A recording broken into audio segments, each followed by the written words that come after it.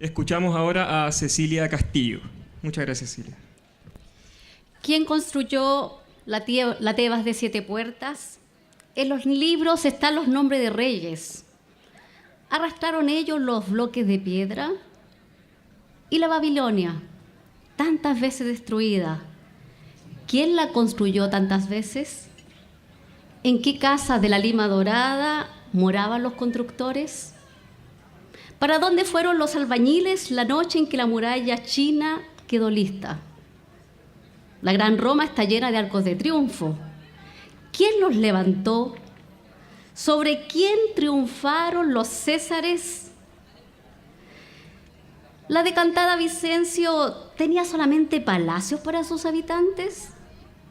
Mismo en la legendaria Atlántida, los que se ahogaban gritaban por sus esclavos en la noche en que el mar la tragó. Y el joven Alejandro conquistó India solo.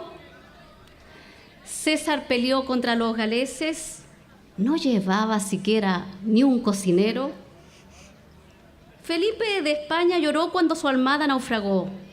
Nadie más lloró. Federico II o II venció la guerra de los 7 años. ¿Quién más venció además de él?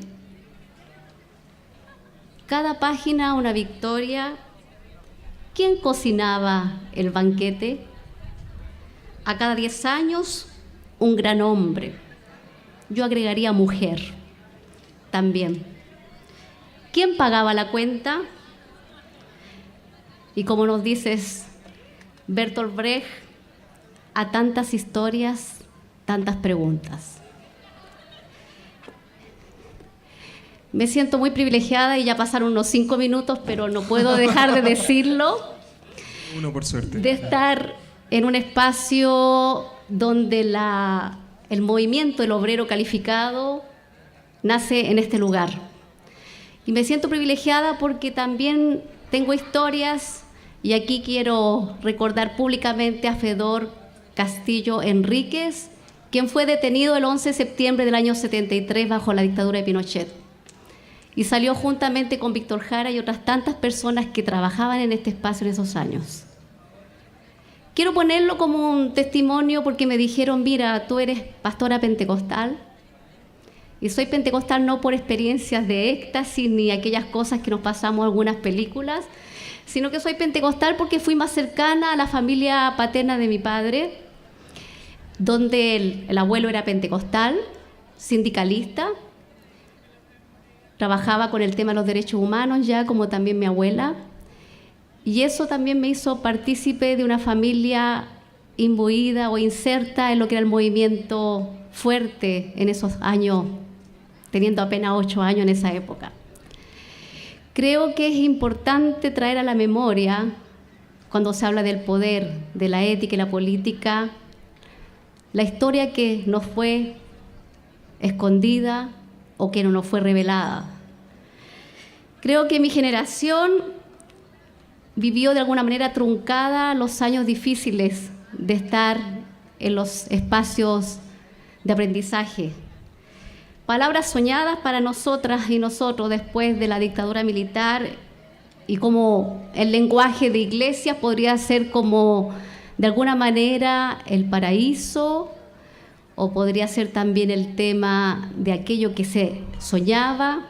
Eran las palabras democracia, ética y política, porque eran palabras prohibidas, palabras que si tú las mencionabas te traían la muerte, como muchas familias lo vivieron en este país. Creo que en ese aspecto mucha gente que trabajamos en la comunidad teológica, estudiantes de aquella época cuando más jóvenes, bautistas, luteranos, pentecostales, metodistas, presbiterianos, se trabajaba justamente con ese afán junto a la Universidad de Chile, al centro académico de aquella época, por el tema de los derechos humanos. Y en ese sentido creo que desde las márgenes, de los movimientos desde las márgenes, que también es poder,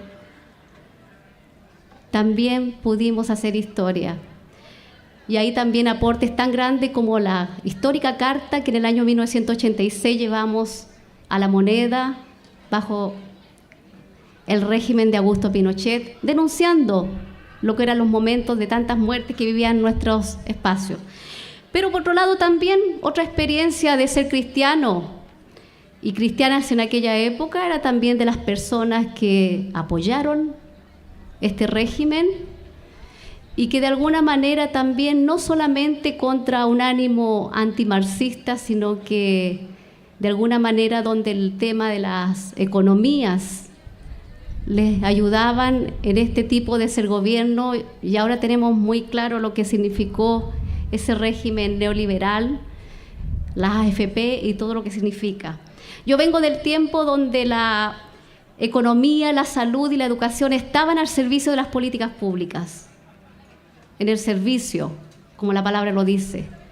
Pero actualmente no podemos dejar de negar que las políticas públicas están al servicio y a los intereses de la economía y de todas las otras esferas. Nuestro compañero aquí, Javier, hablaba de la situación actual de América Latina y de Estados Unidos, especialmente con Donald Trump. No creo que es casualidad. La situación es una situación en cadena, un efecto dominó, como decimos, de cómo las frágiles democracias todavía se están viviendo. Podemos ver la situación de Guatemala, con más de 50 niñas asesinadas y quemadas en un sistema que supone de derecho. Vemos las situaciones también de Argentina, de Brasil, en Puerto Rico, donde de alguna manera se va desencantando la situación de fragilidades que viven nuestros gobiernos y frágiles democracias. Chile también no está excepto de eso. Y en ese sentido, cuando pensamos en la participación de cristianos y cristianas en la política o en el poder, yo creo que son cosas diferentes. De alguna manera pienso de que hemos hecho aportes interesantes, pero desde lo ético. Creo que desde la política partidista han habido movimientos que han sido nefastos en el continente, y ahí no podemos dejar de mencionar a la bancada evangélica en lo que es Brasil, como también los grupos conservadores de las iglesias tradicionales. Creemos que de alguna manera no han podido trabajar el tema de la dignidad humana. Si las propuestas de las personas que están en la política o en los espacios de poder, aunque sean los micropoderes, estuviera bajo la condición del servicio y sobre todo del tema de las dignidades humanas, creo que sería muy diferente.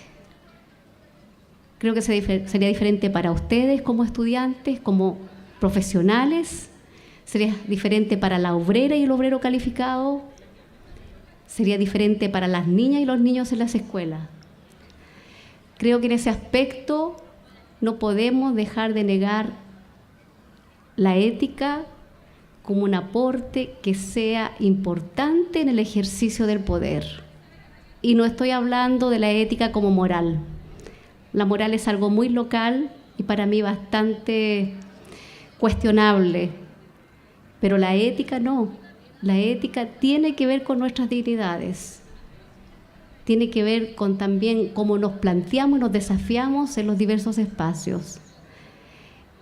Me parece muy lindo que ustedes, y muy interesante que puedan estar reflexionando de estos temas en un mundo donde se ve la apatía y el descompromiso, porque realmente nuestras sociedades están bastante deplorables y tóxicas, muy tóxicas.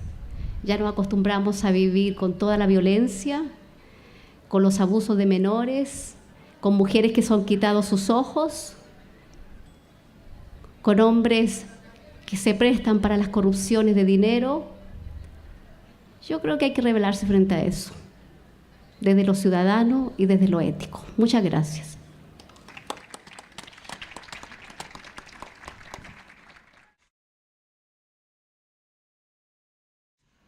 La pregunta es esta: ¿Cuál es, según ustedes, y me gustaría que se sientan libres de conversar, digamos, entre ustedes en unos 10 minutos, qué es lo que creen ustedes que es el mayor desafío para la Iglesia hoy día? Pensando la Iglesia no como este cuerpo institucional estructurado, sino la Iglesia invisible, digamos. El conjunto de cristianos creyentes de las diversas denominaciones, frente al panorama, por ejemplo, que tenemos hoy en Chile, de partidos políticos evangélicos, creo que ya vamos rumbo al tercero. Bueno, sí, apareció uno nuevo. Acá dicen que son 6, eso es más apocalíptico. Entonces, hablando de apocalipsis. Entonces, esa es la pregunta. Me gustaría que pudieran conversar sobre eso para todos nosotros.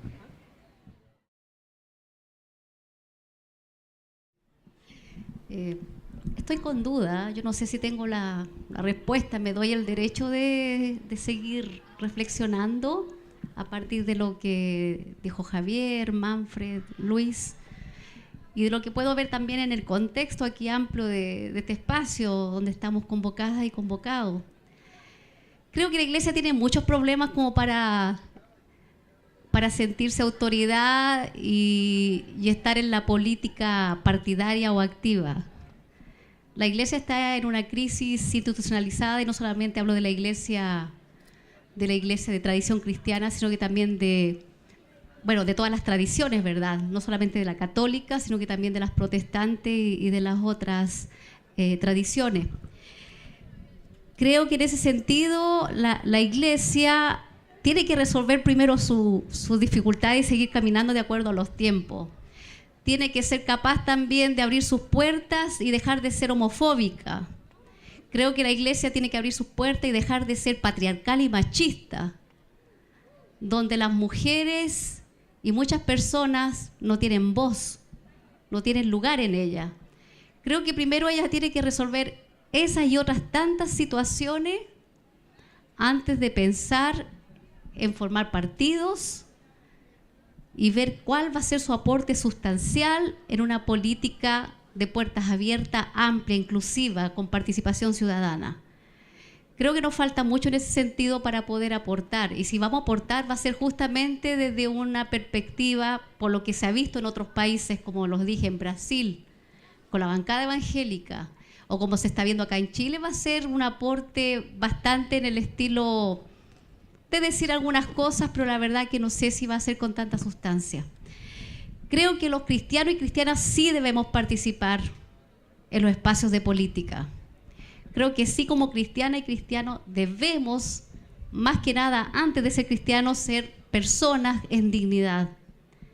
Y en ese sentido recuerdo lo que fue el trabajo o la conferencia en Busan de las tantas iglesias que se reunieron allá en el Consejo Mundial de Iglesias, donde uno de los temas importantes era justamente ser cristiano y cristiano desde los márgenes, quizá no desde el centro donde todos nos ven y nos aplauden y esperamos vítores, sino que ser cristiano y cristiana desde los espacios de la marginalidad, desde los espacios de los márgenes, desde los espacios donde están los excluidos y excluidas, y creo que desde ahí hacer nuestro aporte como ciudadano y ciudadana, que no solamente se expresa en el derecho de votar, sino que también en el deseo y derecho de contribuir con una sociedad donde la justicia justamente esté presente y donde la justicia no necesariamente pasa por la legalidad.